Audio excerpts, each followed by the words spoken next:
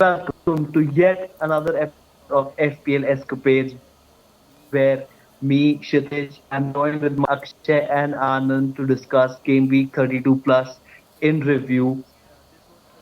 This was a game week which was really special considering the special conditions that we were living in, wherein the games were coming quick and fast. This game week was spread across 7 days with FA Cup running parallelly to the Premier League as well. A total of 34 goals were scored. There were a lot of games where there were goals galore. I, for one, did not really enjoy a lot this game week from an FPL perspective, but definitely Akshay and Anand, I would really love to hear from you guys. First of all, welcome to yet another episode. I hope arrows have been green for both of you. Akshay, how was your FPL game week? Sadly, no green arrow for me. It was a small red one, but I'm really happy to cross the 2000 mark in FPL for the first time in my FPL history. So that's a personal achievement for me, and the rank has not gone down that much. So I'm looking forward to the upcoming 5 to 6 game weeks, and I think captain is a very important position because if your captain delivers big, you are going to see a green arrow. That has been the trend after the restart. So Anand is currently enjoying the green trend because of his Bruno captaincy. Yeah, basically, thank you for that mentioning Bruno's name here. I was like really terrified when I saw Bruno playing 120 minutes against Yeah. Norwich, and luckily he played. He started for United in the Premier League as well and scored a brace, so that was a respite. But yeah, I slept before the deadline because I was working. I was working for some XG stats and all. Like, what am I going to do the next week and all, and because of doing so, I just left, kept Mahrez and Son on my bench. So I was really, terrified again for that. But yeah, I scored 76 points, so it's fine. Like I have somehow navigated this game week. Yeah, great to hear. And looking at your latest tweet, also, Anand, it seems like Lady Luck was on your side, even though Mahrez and Son were on your bench.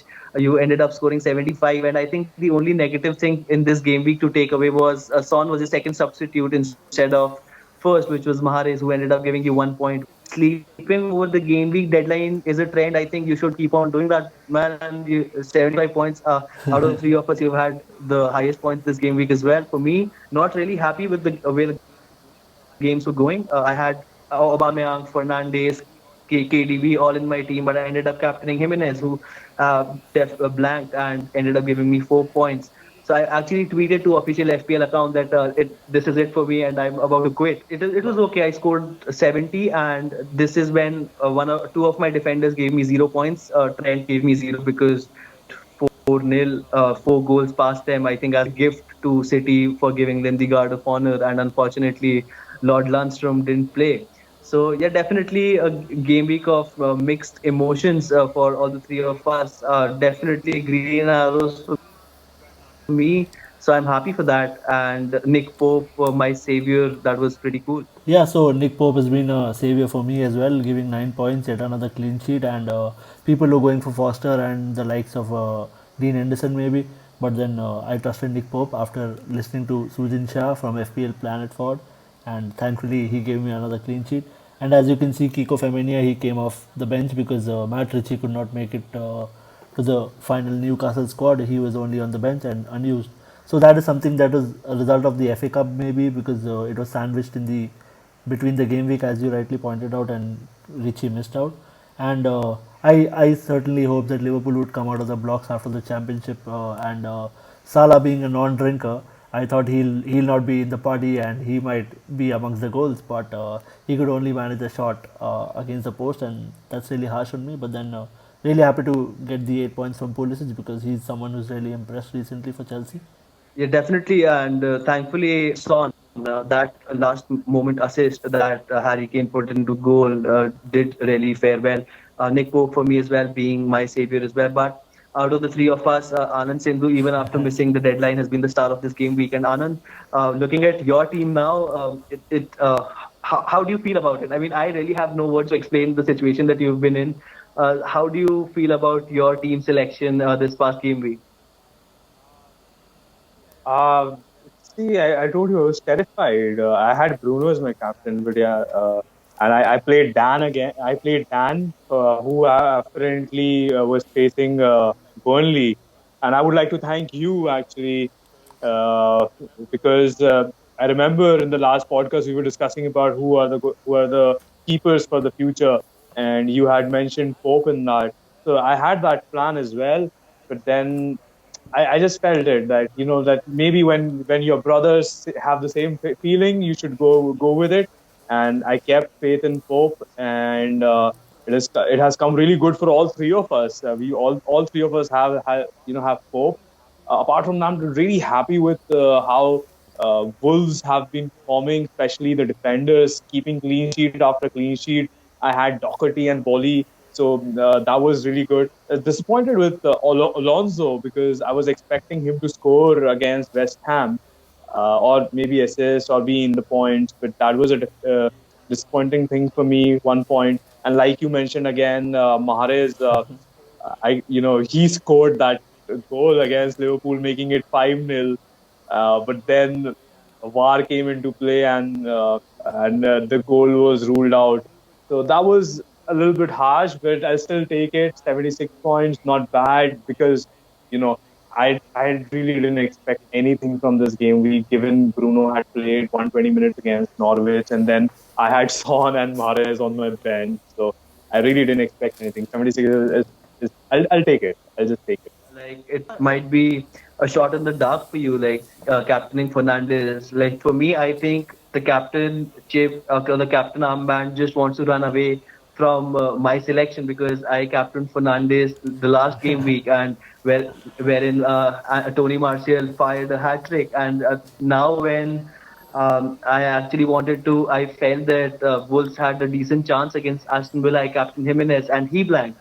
Thankfully, I had Fernandez in my team, just not as captain, and also Aubameyang and De Bruyne. All the three of them had really good game weeks as well. Apart from them, my only the defense line had Pope and Boli. Thankfully, Wolves did not concede, and as you rightly pointed out, their defense have been something of a revelation in progress, just like Sheffield's.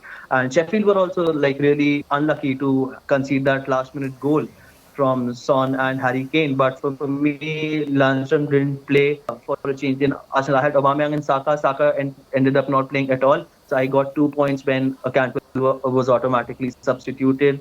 I don't really feel for now that Cantwell was worthwhile. I actually banked a transfer last game week, which I could have used in additionally in a midfield option as well. But yeah, but that being said, I am pretty comfortable going into the next game week. I have two free transfers, and I might also take a -4. But yeah, there were goals galore in a lot of matches, and Danny Ings continuing his run of form, and yet again proving me wrong that his good run of goal scoring form is now over, and he's right up there competing for the Golden Boot. And Akshay, how about the games? Any particular interesting pick out of Wolves or Southampton or say Arsenal or Newcastle? I'm sure there are a lot of us started with this segment of discussing games and also looking at players for the next game week. What do you think? What matches would you want to discuss about, or what particular players would you want to discuss about going forward that you have your eye on? Maybe not for next game week, but game week after that, and so on and so forth. Yeah, so I was looking at the fixture difficulty rating that Anand prepared, and he's put a lot of effort in that. So, as you can see on the screen, the you spoke about Danny Ings. He's been in red hot form since the restart, and both the two of us we expected him to take some time to get into the rhythm, but then he's been all guns blazing. And Southampton have a difficult run of fixtures, as you can see.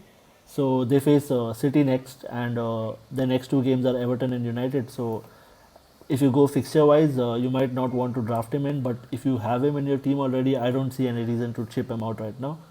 And coming to your fixtures and the plan forward, so after watching Tottenham's game, I was really unhappy with Son's positioning in the game, and he was really lucky to get an assist, and FPL also gifted him a bonus point at the end. So I did not like that performance myself, and I made that decision really early. And United have a fixture against Bournemouth, and not tripling up on United assets is a foolish move, to be really honest. So Son to Marshall was a no-brainer for me, and I made that move yesterday night itself.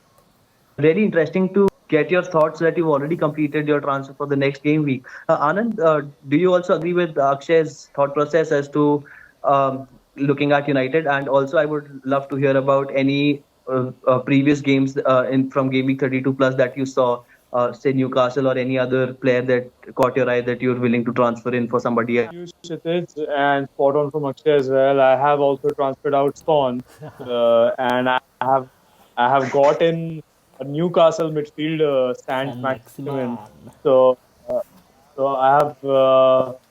I think he's having a really great run of form. He gave 3 assists in the last game week and had 15 points. So that's like it feels like he has scored 2 goals or something like that, man. So I think Saint, we had Lord first, and now we have the Saint. So that's how FPL is gonna pan out for me now. And apart from Newcastle, I think West Ham. I don't know how, but they beat Chelsea 3-2, and Antonio is playing a striker. Is uh, that something that managers should look out for? I mean, we can, but they are traveling. They are going to face Newcastle, and they will be traveling to Newcastle's ground. So I think we should probably wait another week to see if David Moyes has changed their fortunes or not.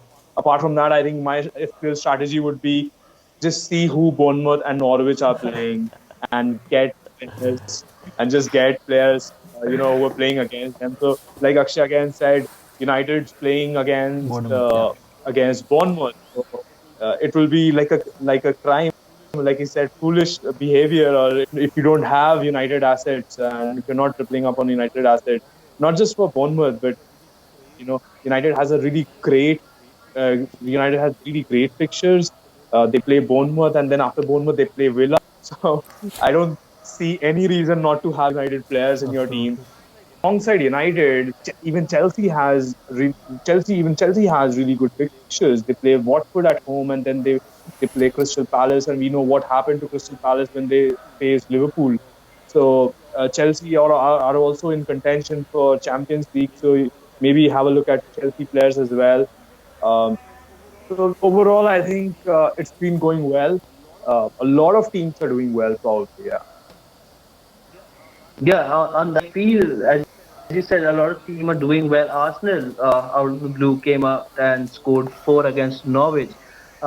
Me and Akshay were discussing earlier that Aubameyang did not really deserve those 2 goals. Maybe he did because he's been blanking for so long, but it was like Norwich serving it on a platter and making errors like, okay, please go ahead and score. So definitely there was Aubameyang. I feel that I was rewarded for my patience of keeping him in my team for all these game weeks wherein he blanked and actually returned a total of 16 points. But unlucky for me, he was my vice captain and not my captain. But again, I feel that Aubameyang's time in my team is now over, and as Akshay and you rightly pointed out, it is time to get United a triple up on United assets for now because I do not see any other team apart from say Chelsea who have such an easy run of fixtures.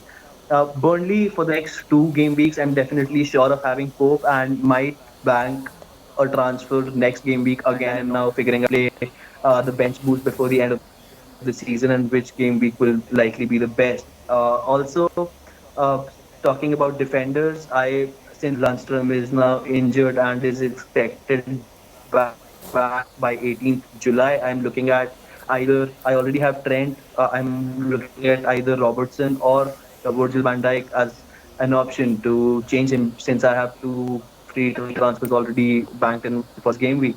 Definitely, Aubameyang is the one who would be replacing most likely. I'm yet to make a decision. Maybe by tonight or tomorrow, I'll come out with a plan and a strategy. And also, Lundstrom has to go. And someone from midfield, Saka, I feel that he was benched, so he's rested and he's definitely going to play the next game.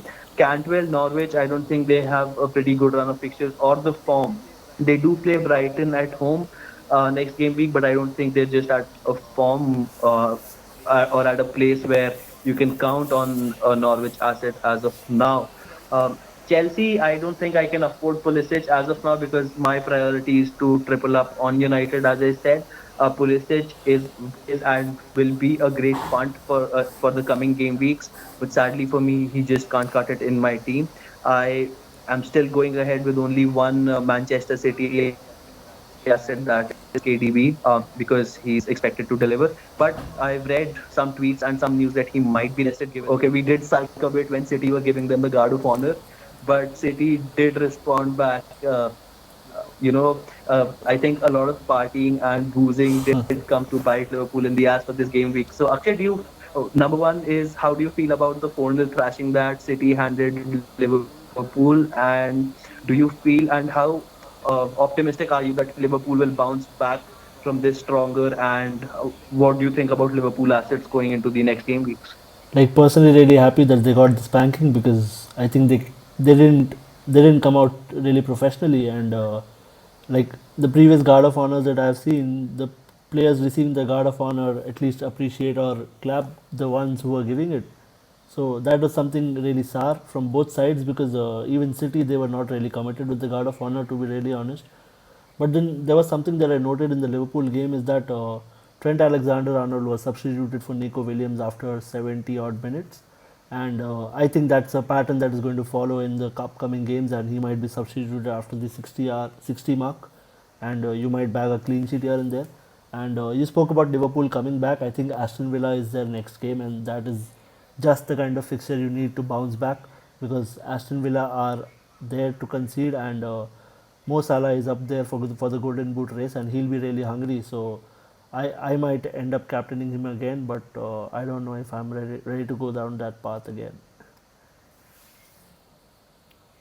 I think talking about City and Liverpool, one player who really impressed me was Phil Foden. Yeah. I think he has arrived. Boy, since the restart has been amazing. Even in the double game week, he was the highest scoring midfielder, and last night he was incredible as well. Phil Foden at 5.3 is an amazing asset to have. I mean, he's not costing you a lot, and probably he's going to play every match. Regarding Nico Williams and Liverpool assets, so you can you have a tally for how many players you want to give the medals. So Liverpool will want to start the likes of Williams and Jones and Elliott so that they play at least 5 matches and are also entitled for that medal. So yeah, we can see a rotation is there. Also, this is not any offense to any Liverpool supporter, but options for captaincy like Bruno or Martial or say a City asset is probably a better option because they do not have any teammate who is playing for the Golden Boot. I want to go with Akshay's suggestion of captaining Salah because he would definitely be hungry, and you will never know. All the spot kicks might be given to him as well in order for him to chase that golden boot. But definitely, given the run of fixtures for United, they're playing Bournemouth against Bournemouth, and I do feel that Martial or Fernandes can be a good punt. Fernandes, by law of probability suggests that he might not be able to score two again, but you never know. He's again on the spot kick duties. See, like captainship for me again, it's been running away from me as of this entire FPL season. So it will just come down to maybe the last moment hunch. Definitely looking forward to Liverpool's game against Aston Villa as well as United game against Bournemouth as well. And shout out to against the Saint from Newcastle who's playing West Ham again, who look to be in a decent run of form right now. So I don't know if he might return or not, but looking at that Newcastle team, if someone you can someone definitely. Burnley do face Sheffield at home, and I'm going to stick with Nick Pope for now. One more fixture that I wanted to talk about going into next week was Southampton versus City. So, as Akshay pointed out, that there is no reason to take him out. You might, if I owned Ings, I would definitely have played him because you never know. He's someone who can actually return points of fire without when people are least expecting it. So that is that for me, and definitely going to ponder over what transfers to make, and definitely will come back to you by and our listeners by tomorrow in our live session for the preview of the game week 33 plus. What about you, Anand? I think it is Mahrez's time, probably, once again, because Oh, is it? he was on the bench. He's the no muscle guy, as Pep said that Mahrez muscles in his leg. So probably Mahrez will come on this time, and it's gonna be a lot of goals probably against Southampton.